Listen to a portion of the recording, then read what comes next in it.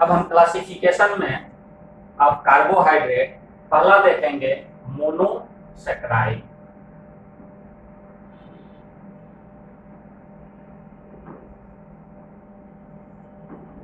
जैसा कि हमने बोला कि मोनो मीन्स क्या होता है वन, और ये सैक्रोन से बना होता है। सैक्रोन का मतलब होता है शुगर। तो ये मोनोसेक्राइड जो होता है ये इसको हम सिंपल शुगर भी बोलते हैं, सिंपल शुगर। और ये जो होता है ये क्रिस्टलाइन फॉर्म में होता है और सॉल्युबल इन वाटर, ये वाटर में डिजल्व कर जाता है। और मोनोसेक्राइड भी दो तरह का होता है। There are two types of monosaccharide. पहला जो होता है उसको बोलते हैं एल्डोजेज, और दूसरा जो होता है उसको बोलते हैं कीटोजेज। यानी अगर एल्डोजेज की बात करेंगे तो monosaccharides which contain the aldehyde group that is called aldoses. यानी वैसा मोनोसेक्राइड जिसमें एल्डोजेज ग्रुप लगा हो, CHO लगा हो, उसको हम लोग बोलते हैं मोनोसेक्राइड बोलते हैं। और मोनोसेक्राइड का एग्जांपल्स होता है। मोनोसेक्राइड के कई एग्जांपल्स हैं। कोई मोनोसेक्राइड 3 कार्बन का होता है, कोई 4 कार्बन का होता है, 5 कार्बन का होता है, 6 कार्बन का होता है। अगर हम बात करेंगे मोनोसेक्राइड एल्डोजेज की अगर बात करेंगे तो पहला जो इसमें एग्जांपल आता है वो है ग्लिसरल्डिहाइड।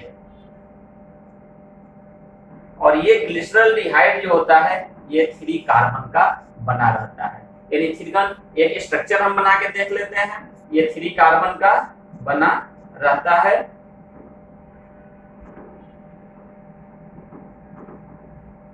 तो ये जो होता है इसमें एल्डिहाइड ग्रुप लगा रहता है, OH 2 या 2 से ज्यादा इसमें OH ग्रुप लगा है, हाइड्रोक्सी ग्रुप लगा हुआ है, इसलिए क्या होता है कार्बोहाइड्रेट है। जैसा कि हमने डेफिनेशन में देखा था। तो ये 3 कार्बन का होता है ग्लिसरल्डिहाइड। अब उसके बाद आता है थ्रियोज।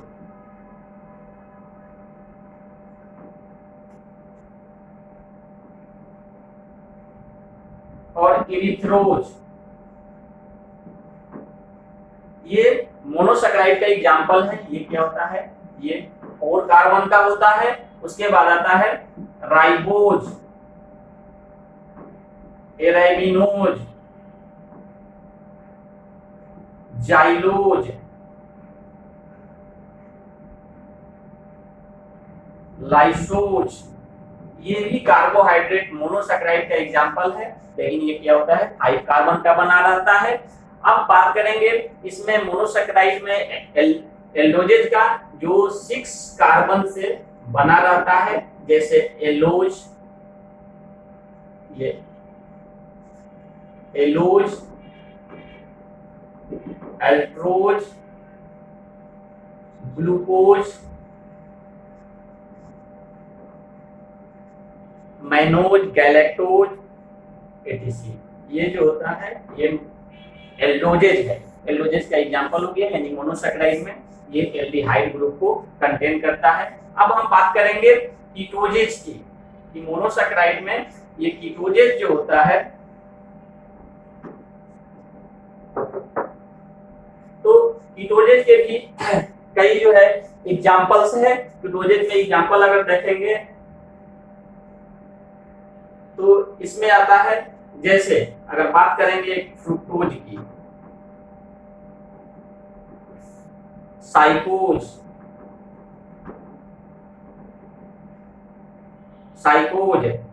फ्रुक्टोज, ये जो होता है ये कीटोजेज में आता है। और ये कीटोजेज यानी ये बोल सकते हैं कि जिसमें कीटोन ग्रुप लगा हो, वैसा मोनोसेक्राइड जिसमें कीटोन ग्रुप लगा हो उसको हम लोग बोलते हैं कीटोजेज बोलते हैं। मोनोसेक्राइड के बाद फिर एग्जांपल, अब फिर इसका क्लासिफिकेशन जो सेकंड जो है वो होता है ऑलिगोसेक्राइड। ऑलिगोसेक्राइड। और ऑलिगोसेक्राइड की अगर हम बात करेंगे तो ओलिगोसैकेराइड में भी जो होता है वो होता है डाइसैकेराइड। इसमें क्या होता है कि ओलिगोसैकेराइड में क्या आया, डाइसैकेराइड।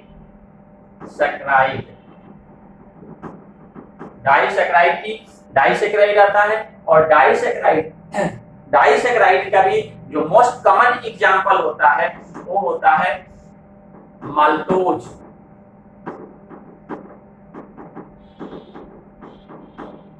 Lactose and sucrose. तो ये माल्टोज जो होता है, ये क्योंकि ये डाइसैकेराइड है तो डाइसैकेराइड का मतलब होता है कि ये दो मोनोसैकेराइड से मिलके बना रहेगा। तो ये माल्टोज जो होता है ग्लूकोज प्लस ग्लूकोज से मिलके बना रहता है। और लैक्टोज में होता है ग्लूकोज प्लस गैलेक्टोज। ये लैक्टोज ग्लूकोज और गैलेक्टोज से मिलके बना रहता है। और सुक्रोज की बात करेंगे तो ये रहता है बना रहता है ग्लूकोज और प्लस फ्रुक्टोज। तो ये माल्टोज जो होता है, जो स्प्राउटिंग जो सीरियल्स होते हैं यानी जो जर्मिनेट किया हुआ रहता है अनाज, उसमें ये माल्टोज मिलता है। लैक्टोज को मिल्क शुगर भी बोलते हैं, यानी मिल्क में जो शुगर होता है वो लैक्टोज होता है। और ये सुक्रोज जो होता है, ये जो होता है केन शुगर जिसको बोलते हैं, या ईख जिसको बुलाई में क्या होता है ना, ये सुक्रोज हम लोगों को मिलता है। तो आगे हायर क्लास में देखना रहता है कि क्या होता है ग्लूकोज और प्लस ग्लूकोज की जो बनता है इसके बीच में, यानी ग्लूकोज के स्ट्रक्चर की अगर बात करेंगे तो दोनों के स्ट्रक्चर के बीच में ये बॉन्ड होता है, अल्फा 1,4 लिंकेज होता है। इस ग्लूकोज और गैलेक्टोज के बीच में भी क्या होता है, ये लिंकेज होता है। और इसके बीच में भी लिंकेज वो बॉन्ड बनता है, वो हायर क्लास में हम उसको देखते हैं। अब होता है, अब देखेंगे पॉलीसैकेराइड। ये है ओलिगोडाइसैकेराइड, उसके बाद पॉलीसैकेराइड।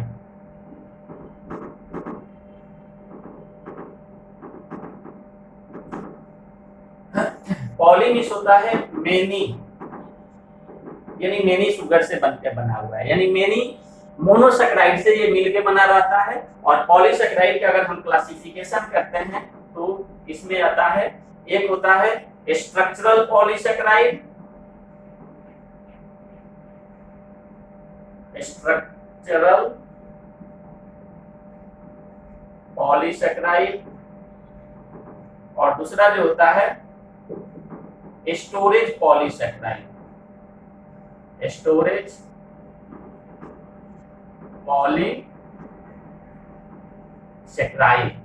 और ऐसे भी क्लासिफिकेशन इसका किया जा सकता है कि होमो पॉलीसैकेराइड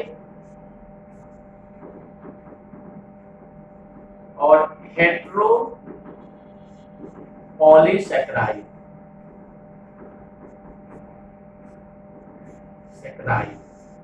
यानी पॉलीसैकेराइड को दो पार्ट में बांट देते हैं, होमो पॉलीसैकेराइड, हेट्रो पॉलीसैकेराइड। और दूसरा क्लासिफिकेशन भी करते हैं, उसको बोलते हैं स्ट्रक्चरल पॉलीसैकेराइड। और क्या होता है स्टोरेज पॉलीसैकेराइड।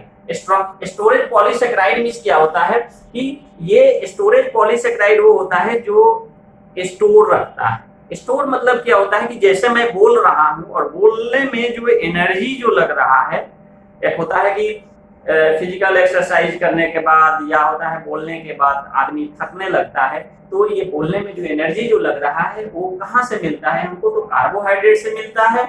और कार्बोहाइड्रेट जो होता है हम लोग लेते हैं खाने के रूप, खाना जो न्यूट्रिशन जो हम लोग लेते हैं उसमें कार्बोहाइड्रेट होता है। जैसे अगर हम चावल खा रहे हैं तो चावल में कार्बोहाइड्रेट रहता है और वो कार्बोहाइड्रेट पॉलीसैकेराइड होता है। और पॉलीसैकेराइड में भी क्या होता है स्टोरेज पॉलीसैकेराइड होता है जिसका नाम है स्टार्च।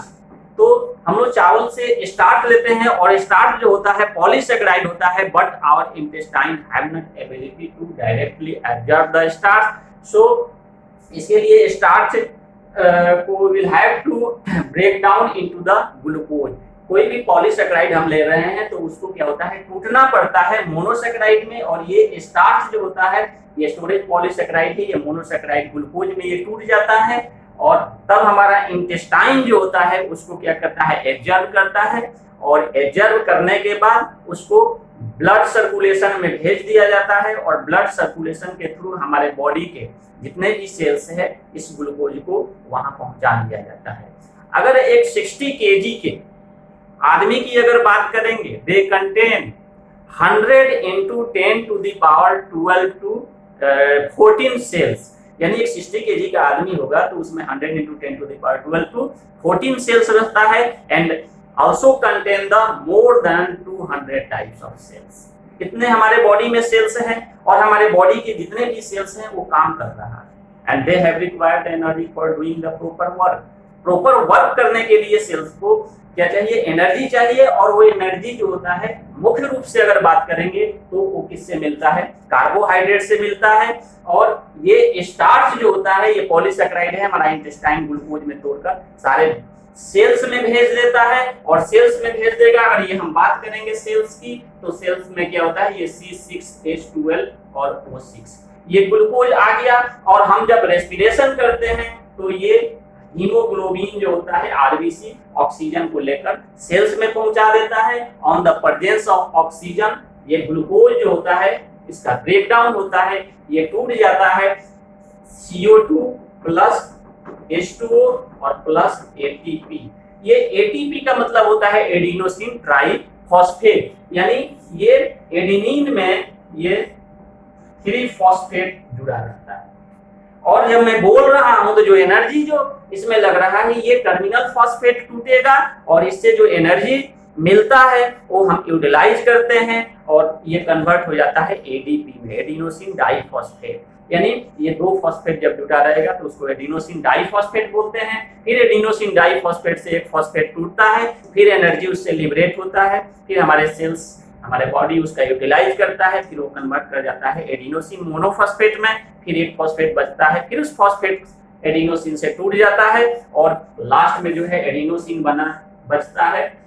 तो ये स्टार्च जो होता है स्टोरेज पॉलीसैकेराइड होता है। स्टार्च के बाद आता है ग्लाइकोजन। ग्लाइकोजन भी जो होता है ये पॉलीसैकेराइड होता है और ये स्टोरेज पॉलीसैकेराइड है।